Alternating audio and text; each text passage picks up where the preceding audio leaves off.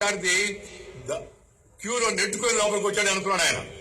అది వాస్తవం కాదు. ఆయన ఆలస్యంగా వచ్చాడు చూడలే. అందుకని ఆ విద్యార్థిని పట్టి చేయబట్టి లాగేశాడు.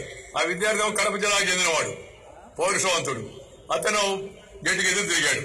ఎదురితే ఘర్షణ అయింది. అయితే ఆయన ఎదుర్కోవడం ఎవరికి కూడా ధైర్యం లేదు.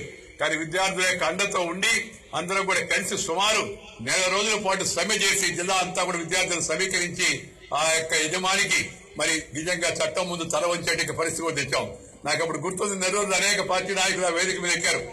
కేవీఆర్ కలవకుర్తి వెంకటరెడ్డి ఆయన ఉండేవాడు, కేవీఆర్ బస్ సర్వీస్ అని.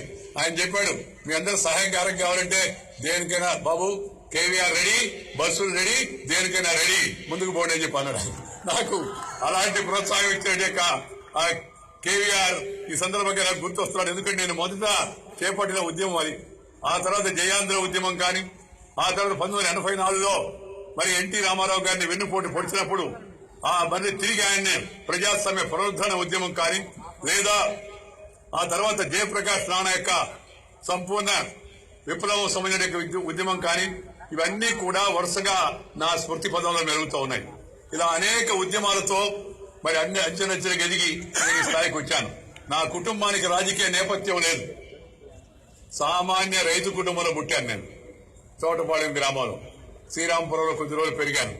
ఆ తర్వాత నెల్లూరుకు వచ్చాను, నెల్లూరులో ఎదిగాను. ఆ తర్వాత విశాఖపట్నం వెళ్లాను, న్యాయశాస్త్రం అభ్యసించాను.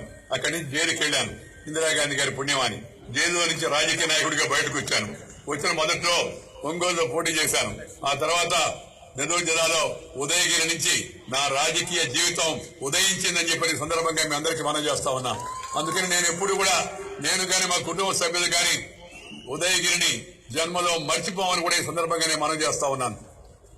ఎందుకు ఈ మాట చెప్తున్నానంటే, ఇవాళ రాజకీయాల్లో పైకి రావాలంటే కులమో, ధనమో, లేకపోతే మతమో, లేకపోతే ఇంకేదో అవకాశాలు కావాలనే రోజుల్లో ఈ బలమేమీ లేకుండా, వాటి ప్రసక్తి ఏమీ లేకుండా సామాన్య మానవుడిగా పైకి వచ్చేదానికి మరి ఈ నేల తల్లి, ఈ నెల్లూరు జిల్లా నాకు ఆ విధంగా ఆశీర్వాదం ఇచ్చింది, ప్రోత్సాహాన్ని ఇచ్చింది.